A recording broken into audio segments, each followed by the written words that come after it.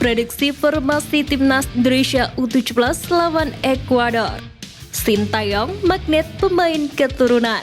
Negara kuda hitam di Piala Dunia U17. Simak informasi selengkapnya sebagai berikut.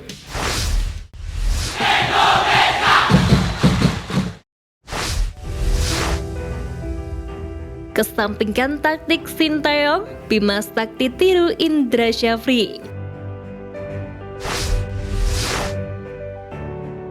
Menghadapi Ekuador di laga perdana penyisihan grup A Piala Dunia U17, Bima Sakti diprediksi menggunakan formasi yang lebih condong mendekati coach Indra Syafri, yakni formasi 4-3-3 ketimbang Sintayong, yang kerap menggunakan formasi 3 back yang biasanya diadaptasi menjadi skema 3-5-2 ataupun 3-4-3. Di mana di posisi penjaga gawang diprediksi bakal menjadi tempat penggawa Borneo Osiot Andrika Fatir.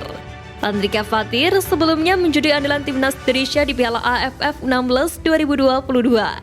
Berlanjut ke posisi 2, center back akan menjadi lokasi duet Muhammad Iqbal Gujangge dan Sultan Zaki. Keduanya juga serupa Andrika Fatir yang pernah menjadi andalan di Piala AFF 16 2022. Adapun untuk Iqbal Gujangge tak hanya merupakan sosok penting di garis pertahanan.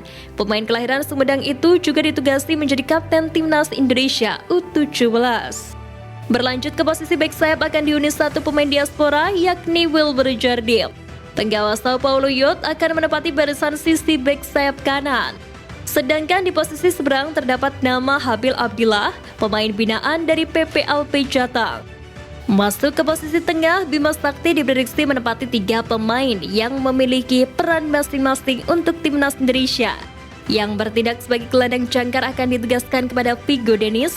Pemain Persija Jakarta Youth lebih ditugaskan untuk memotong ancaman serangan ke kubu Timnas Indonesia. Untuk gelandang box to box, Bima Sakti diprediksi memberikan tugas kepada Jidabin. Lalu untuk gelandang serang bakal diemban oleh Kaviatur Rizky yang juga dapat bertindak sebagai second striker. Berlanjut ke lini serang akan dihuni nama-nama beken seperti Amar Breik dari Akademi Hoffenheim Bundesliga Jerman. Pemain diaspora itu akan menghuni sisi sayap sebelah kanan. Sedangkan untuk posisi seberang akan diberikan untuk pemain yakni Nabil Ashura. Lalu untuk posisi penyerang utama di lini serang diberikan kepada Arkan Kaka, penggawa Persis Solo Youth.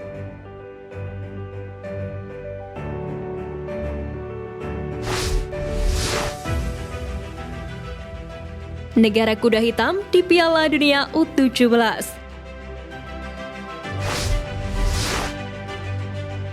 Pertama, Indonesia. Bagi Timnas Indonesia U17, ini pertama kalinya mereka bisa bermain di ajang sebesar Piala Dunia U17. Hal tersebut justru bisa memberikan keuntungan untuk pasukan Bima Sakti. Sebab banyak tim lain yang tidak tahu permainan Timnas Indonesia U17.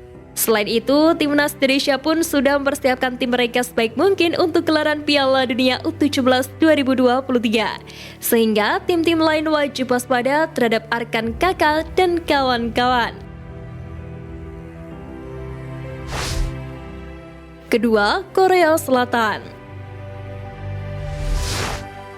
Korea Selatan U17 juga tengah dalam performa terbaiknya dan bisa menjadi kuda hitam yang patut diwaspadai di Piala Dunia U17 kali ini. Mereka datang dengan memegang status runner-up Piala Asia U17 2023, sehingga jelas Korea Selatan U17 tak bisa diremehkan. Bagi Korea Selatan U17, Piala Dunia U17 2023 merupakan edisi ke-7 mereka di ajang ini. Pencapaian terbaik Korea Selatan U17 pun hanya mencapai babak perempat final saja. Ketiga, Senegal.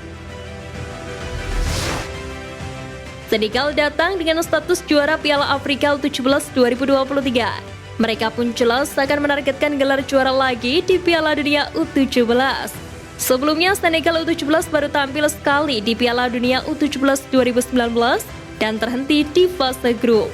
Kini, wakil Afrika itu bisa menjadi kejutan dan layak disebut sebagai kuda hitam.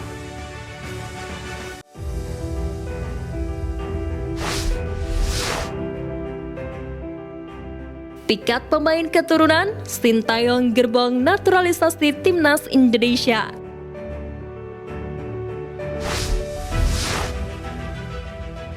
Berita menarik datang dari Sintayong yang diklaim sebagai gerbong naturalisasi timnas Indonesia. Pernyataan ini layak dilontarkan tak terlepas dari program naturalisasi yang saat ini gencar berjalan sesuai dengan kriteria pelatih asal Korea Selatan tersebut.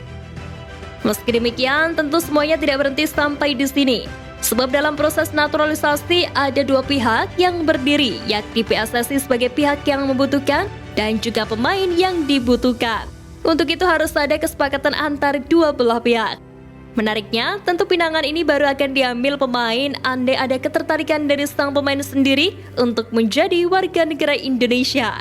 Pasalnya, dengan menjadi WNI akan banyak konsekuensi di belakangnya, termasuk urusan karir mereka di sepak bola nanti. Oleh karena itulah di sini nampak bahwa Sintayong memang menjadi magnet dari ketertarikan itu.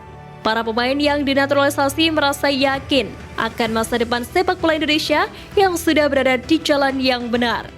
Beda halnya jika progres timnas hanya jalan di tempat, mungkin saja tidak ada satupun pemain yang mau menerima tawaran program naturalisasi. Seperti halnya Justin Hubner yang beberapa waktu yang lalu sempat menolak untuk dinaturalisasi. Namun secara mengejutkan, tiba-tiba saja Justin Hubner kembali melanjutkan proses naturalisasi yang bahkan hanya tinggal selangkah lagi. Oleh karena itulah harus diakui bahwa semakin banyaknya pemain diaspora tertarik menjadi bagian timnas Indonesia, tidak terlepas dari kiprah Sintayong.